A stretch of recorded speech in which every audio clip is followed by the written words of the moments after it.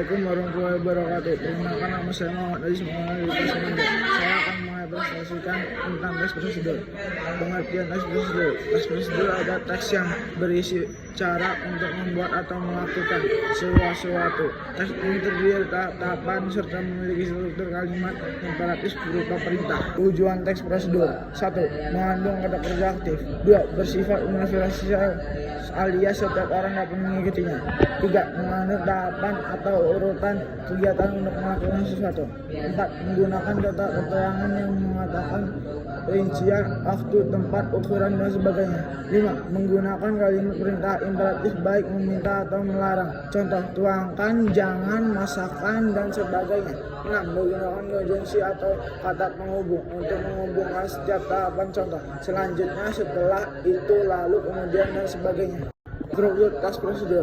Ingat, teks prosedur bertujuan untuk memberikan informasi secara berurutan dan terperinci. Maka dari itu terdapat 4 struktur yang tak boleh dilupakan, yaitu: yang pertama, struktur tujuan adalah hal yang ingin dilakukan dalam teks prosedur. Biasanya terdapat pada judul atau paragraf pertama. Teks prosedur yang dijelaskan secara singkat. 2. Material atau dan bahan dan alat.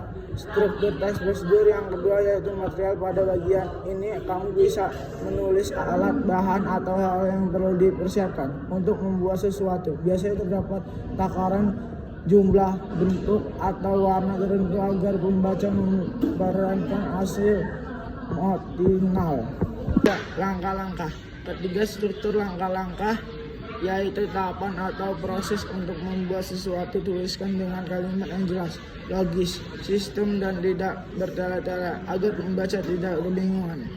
4. Penegasan ulang atau penutup.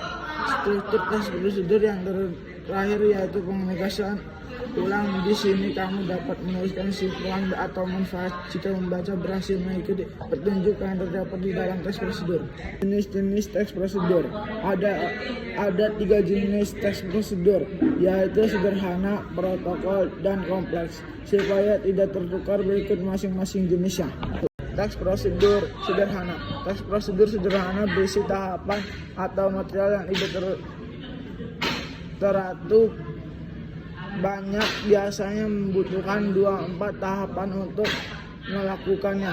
Karena sederhana, urutannya tidak bisa dibolak-balik. Teks prosedur protokol.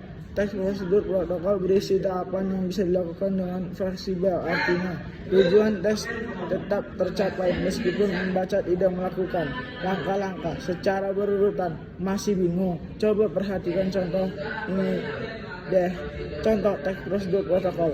Dalam membuat mie instan, kamu bebas merebus minyak terlebih dahulu atau memilih menuang bumbunya ke mangkok duluan.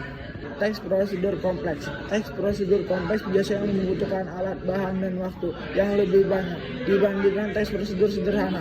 Dalam teks prosedur kompleks jarang kita menemukan tahapan sebelum menuju langkah selanjutnya. Contoh teks prosedur kompleks. Siapkan adonan kulit risol. Masukkan tepung terigu, maizena, garam, lada, 2 butir telur, mentega, dan susu. Aduk hingga merata, tambahkan air hingga menjadi adonan. Adonan kulit agar tidak ada tepung yang menggumpal. Lalu tuangkan menggunakan sendok sayur pada telur. Tuangkan menggunakan sendok sayur pada teflon panas pada api kecil hingga setengah matang. B. Siapkan suatu lembar kulit risol, kemudian masukkan sosis, irisan telur, mayones, dan parutan keju, kemudian gulung bentuk risol. Teks prosedur. Kaidah kebahasaan adalah aturan kebahasaan atau ciri tertentu yang melekat pada suatu teks. Paham menyusun teks prosedur terdapat kaidah-kaidah kebalasan yang bisa digunakan, yaitu: 1. Kalimat. Ada 3 kategori kalimat yang bisa kamu temukan dalam teks prosedur. Ada 3 kategori kalimat yang bisa kamu temukan dalam teks prosedur. Yakni imperatif, deklaratif, dan interrogatif. Kalimat imperatif. Kalimat imperatif. Kalimat imperatif adalah kalimat yang mengandung perintah atau larangan untuk melakukan sesuatu. Contoh, hati-hati saat menggoreng risol. 2. B. Kalimat deklaratif. Kalimat deklaratif adalah kalimat yang berisi pernyataan. Contoh, bagiannya cara membuat risol mayones yang lezat. 2. Konjungsi kata penghubung. Ada 2 jenis konjungsi yang bisa kamu temukan dalam teks prosedur, yaitu konjungsi persyaratan dan konjungsi temporal. A. Konjungsi persyaratan. Konjungsi persyaratan adalah kata pengubah yang mengatakan syarat. Contoh, jika, andai, apabila, kau, asalkan, sebagainya.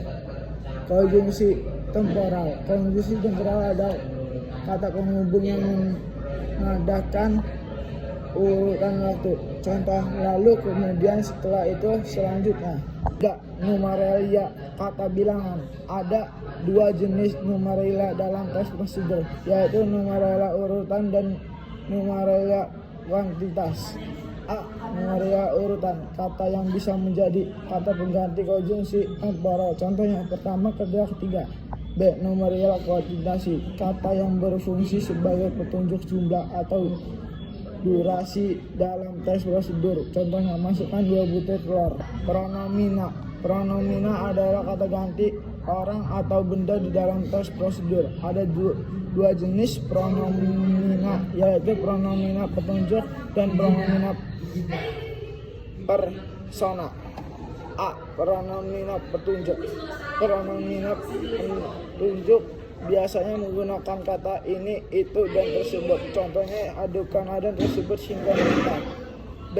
Pronomina persona. Pronomina persona biasanya menggunakan kata Anda, saya, kamu, kita, dan kalian. Contohnya, tambahkan saus sambal sesuai dengan selera. 5. Verba. Verba adalah kata kerja pada teks prosedur. Terdapat 2 jenis verba, yaitu verba material dan verba tingkah laku.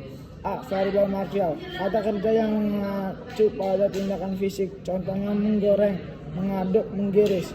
B. Verba tingkah laku, kata kerja yang ditunjukkan lekat ungkapan yang tingkah lakunya tidak bisa dilihat dengan kasat mata.